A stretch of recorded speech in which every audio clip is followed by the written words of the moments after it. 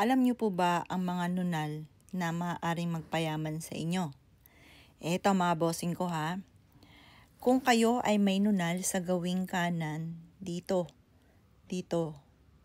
Malakas kasi ang karisma niyan. Basta dito, dyan, sa may part na yan ng pisngi. Pero mas maganda talaga dito. Kasi, ang may nunal dito, malakas ang karisma. Tsaka siya po ay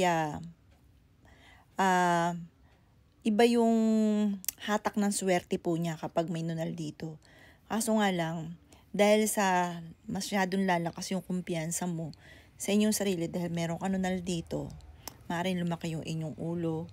At kapag mayaman ka na, maaaring sumablay ka sa mga desisyon mo kasi parang sobrang magiging na yung sarili mo na yumaman nga ako, ganyan, para lalaki na yung ulo ninyo. Pero marami po ang mga yumayaman sa mga may nunal dito. Ganon din po kapag ikaw ay may nunal sa mismong tuktok ng inyong forehead. Diyan. Bawa dito. Basta dyan, kapag sa may tuktok ng forehead, merong nunal. Kasi yan ang pinakamataas na antas sa mukha po natin, sa may mismong noo. Kaya mas mainam, imbis po na nandito, mas maganda nandito sa tuktok. Basta dyan sa taas na yan, kapag may nunal ka dyan, mapalad ka, congratulations.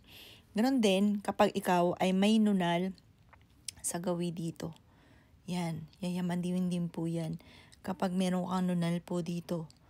Yan, marami na nagpatotoo po dyan. At kapag ikaw ay may nunal dito sa mismong gitna at sa may panga, yun. Yayamanin po yung mga ganong nunal. Kapag meron kang ganon, congratulations, i-claim nyo na kaagad ang swerte.